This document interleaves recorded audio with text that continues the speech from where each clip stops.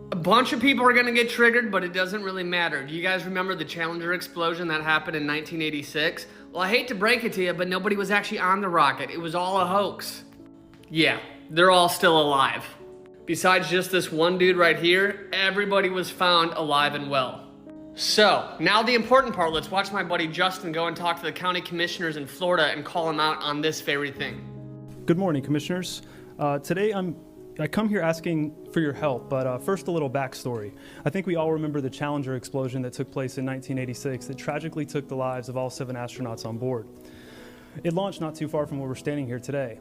Well, the interesting thing is, a couple decades later, this thing called the internet came about, and someone allegedly found almost all of those astronauts alive and well, many using the same exact names. As you can see here, we have Challenger astronaut Judith Resnick and also a Judith Resnick Yale law professor. Michael J. Smith, the pilot of the Challenger astronaut, and also professor at University of Wisconsin, now retired Michael J. Smith. Commander Dick Scobie, who is now president of Cows and Trees. Now, if you'll notice, they all have the exact same faces 30 some odd years later, the same exact name, and they are the same age. Now, we all have a doppelganger out there, right? No big deal. But to have the same face, the same age, and the same exact name is extremely rare. So rare, I could only find one case in the last 120 years, and we're supposed to believe that 3 people from one spaceflight have exact lookalikes that have the same age and same exact names. This, ladies and gentlemen, is beyond statistically impossible. Ms. Resnick was questioned at Yale by a journalist, and she panicked and ran from the camera. Why? Mr. Michael J. Smith was also questioned, and he said, yeah, we look alike, but that's not me. You can see both of these exchanges in a film called Level with Me, and you can be the judge.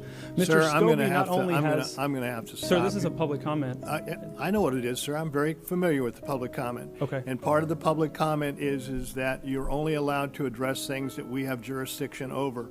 We have no I have a direct request at the end of this that is in your purview, Sir? sir, please. I do. Can we hold the time, please? I have a direct request that... Listen to me. Okay. Very carefully. Mr. Richardson, would you give an opinion in regards to this, please? Yes, public comment is reserved for issues or topics that are under the jurisdiction or control of the county commission or that are relevant to the business of the county commission. So if your request at the end is going to explain why that falls into any of this, make that request now before you continue. Absolutely. So as I was saying, I'll just end it with what I was ending with. But the ask is that Ms. Pritchett, who knows very well about questioning science, whether it be COVID or fluoride, I'm just asking you all to question the science here. Your Goodson and Pritchett, your district covers the Kennedy Space Center. This launched from the Kennedy Space Center. You have the ability to help me in sounding the alarm and asking the federal government for help. If this is contained in your area, I should be able to at least address something that happened here. Don't you agree? That's not within the jurisdiction or authority of the county commission. Thank you very much. Will you let me finish for at least 10 No, seconds? sir, you're finished. Thank you. Thank you for taking away my freedom of speech today in here. I did not take away your freedom of speech. Yes, you did. I don't want to hear it from you people down here. Just because this is an uncomfortable Stop, topic. officers, please remove this man from the room. You just violated the First Amendment. I didn't violate the First No, Amendment. he You didn't. violated the This rules. is a limited public There's- forum, and the meeting is for the purpose of the business of the county commission. It's not for this purpose. Now, Thank if you want to go too, take him out too. Officer, take him out also. Everyone just calm down. They can leave willingly. No, we're leaving willingly. You don't have to remove us. You just made a decision about NASA. You're making your decisions based. Alright, well, you violated the First Amendment. Thank you very much for your opinion. Yeah, maybe check reading it out again. These astronauts are alive, by the way. Look it up. You can't have 3 doppelgangers. You can't. Same face, same name, same age. It's impossible. Look it up. Statistically impossible. On Point Behavioral Center's right down the street. That's where I suggest you go. Just because you think this is a mental problem, I should still be able to talk. It's your opinion, sir. Have a nice day. You too. Thank you. Thanks again. Yeah, y'all have a good one. Thanks.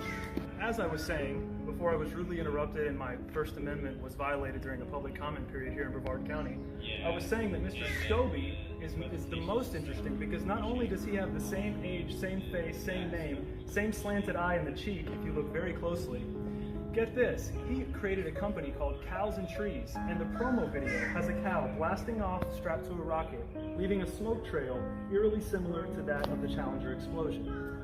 You couldn't make this up if you tried. That's why I today am calling on the Brevard County Commissioners to stand with me in demanding the Senate Subcommittee on Space Science open a new investigation into the Challenger explosion. Because if this is all one big coincidence, no big deal. But if it's true, people watch what they believe were 7 people blown up on live television, inflicting emotional and psychological trauma on millions of Americans. And we deserve to know why on earth something like that would be done. And like I was saying to Commissioner Pritchett and Commissioner Goodson, the only reason I'm back in here is because NASA ignored my last request and was completely unresponsive about the ISS discrepancies. I was blocked by their public affairs officer after one polite request. Commissioner Pritchett and Commissioner Goodson cover the area that contains the Kennedy Space Center. So I was just simply hoping that they would be able to help me in some way since it is their territory. I still thank them for their time, and I wish I was able to finish my speech, but we finished outside and that's good enough. I hope we can get some transparency with NASA one way or another.